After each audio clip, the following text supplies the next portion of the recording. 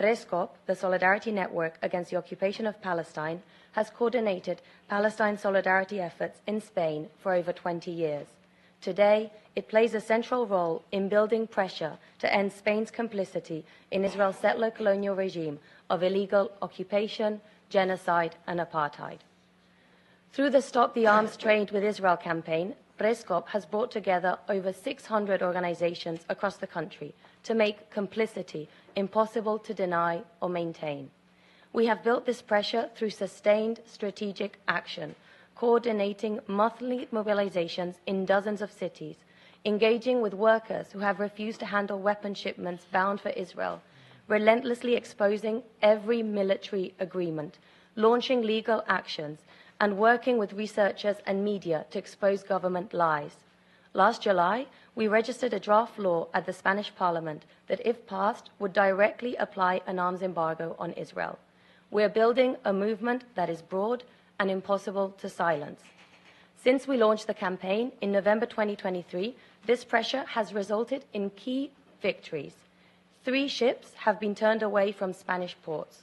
2 more ships changed course in face of public outcry. Israel was excluded from Spain's largest arms fair. On April 26, Spain announced the cancellation of an already formalized €5.5 million ammunition deal with Israeli arms manufacturer IMI Systems. These are small but significant cracks, proof that pressure works and that governments can move when people organize and rise up. But it is not enough. We cannot keep going ship by ship, contract by contract. We need structural, legal, policy change that translates obligations under international law into formal, binding, and lasting measures to end complicity.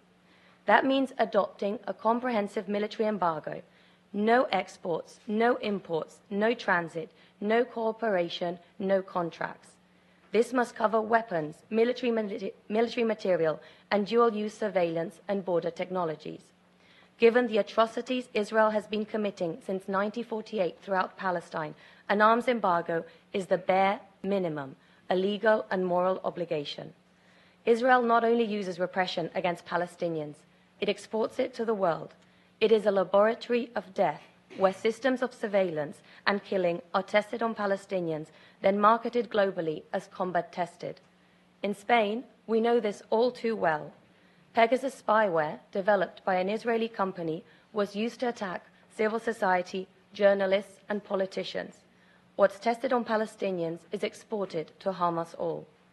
The call for a total arms embargo on Israel comes from Palestine, from Palestinian civil society, from survivors, from those held captive in Israeli jails, from those who live under occupation and bombardment every day.